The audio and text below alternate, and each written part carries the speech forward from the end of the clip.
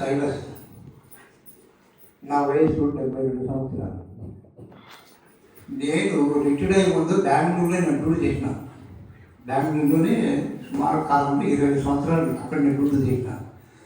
అప్పుడు రిటైర్డ్ అయ్యే ముందు నేను ఏం చేయాలా గుంటకపోతే ఏదైనా దేవుని సేవ చేస్తామని ప్రార్థనగా అడిగేవాడిని దేవుని.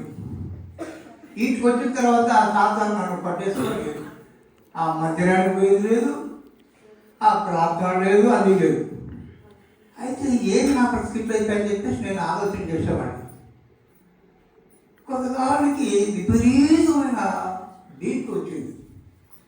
నాకు ముందుగా ఆల్రెడీ షుగర్ ఉండేది.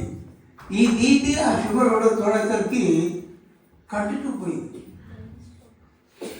కంటిన్యూ పోయి ఎవరైనా విపరీతమైనట్టే నన్ను రైల్వే హాస్పిటల్ డాక్టర్లు చాలా హెల్ప్ చేసినారు.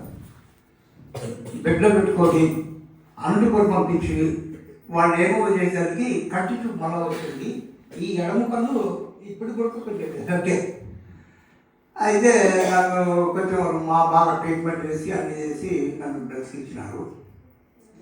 పోతే దేవుడి మందిరానికి పోకుండా ఆ కొట్టి ఇంట్లో ఉంది. దానివల్ల నాకు ఇది జరిగిందని నేను తెలుసుకొని ప్రాణాపాయ స్థితి వరకు పోయినా. దేవుడు ఆ ప్రాణాపాయ స్థితికి నన్ను కాపాడి దర్శించినాడు. అయితే ఒకటి చెప్పాలి, ఎందుకంటే నాకు 2 పిల్లలు. మామూలుగా వాళ్ళు అన్న దగ్గర ఒక పిల్లోడు కూర్చుకున్నాడు కృపాసాగరు.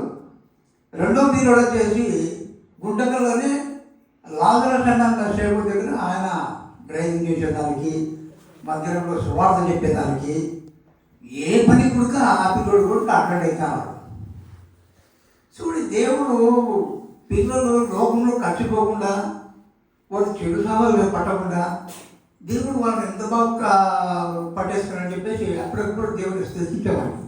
ఇటీవల కాలంలో 15 రోజుల కిందట నేను ఒక టీవీలో వార్తలు విన్నాను. సేమ్ మా కొడుకు కృపాసాగర్ మాత్రం ఉన్నాడు, బాగా అందంగా బాగున్నాడు కొడుకు. ఆ పిల్లోని తండ్రి పంపించినాడు. డబ్బులిచ్చి ₹1,00,000 సుపారీ ఇచ్చి ఆ పిల్లోని చంపించినాడు. కారణం ఏమంటే ఆ పిల్లోడు చెడు వ్యసనాలకు బానిసైపోయి త్రాగుడు, జూదము, డ్రగ్స్ ఇవన్నీ చేస్తాడు. కాబట్టి ఆ తల్లిదండ్రులు విసిగించి వీడు ఉండడం కూడా వేస్ట్ అని చెప్పేసి వీడు చంపేది మంచిది చెప్పేసి ₹1,00,000 ఇచ్చి చంపుకున్నాడు. దేవుడు చూడి అటువంటి పరిస్థితులు మా కుటుంబంలో జరగకుండా ఆ పిల్లోని బేతనీయాలో కృపాసాగర్